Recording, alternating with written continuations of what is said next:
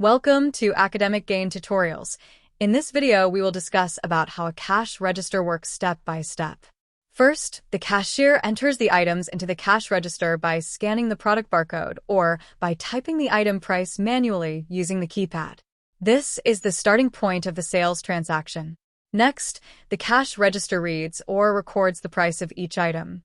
If the item is scanned, the barcode scanner sends the product information to the register, and the item name, quantity, and price appear on the display screen. After that, the cash register adds all the item prices together to calculate the subtotal. This subtotal shows the total cost of the items before tax, discounts, or coupons are applied.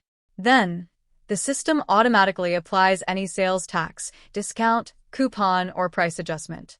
This helps the cashier calculate the correct amount without doing manual calculations. After applying tax and discounts, the cash register displays the final total amount. This amount is shown clearly on the display screen so both the cashier and the customer can see how much needs to be paid. Next, the customer makes the payment. The customer may pay using cash, debit card, credit card, or digital payment, depending on the payment options available at the store. Then, if the customer pays by cash, the cash drawer opens automatically. The cashier places the money into the correct till compartments and gives change back to the customer when needed. After the payment is completed, the receipt printer prints a receipt for the customer.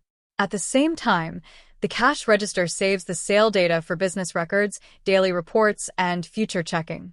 Moreover, a cash register does more than just collect money.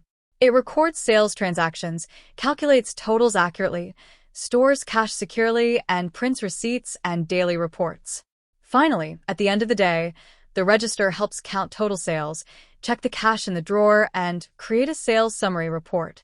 This helps the business compare the cash amount with the system total and keep accurate financial records. If this short video was helpful, give it a thumbs up and subscribe to the channel. Thank you.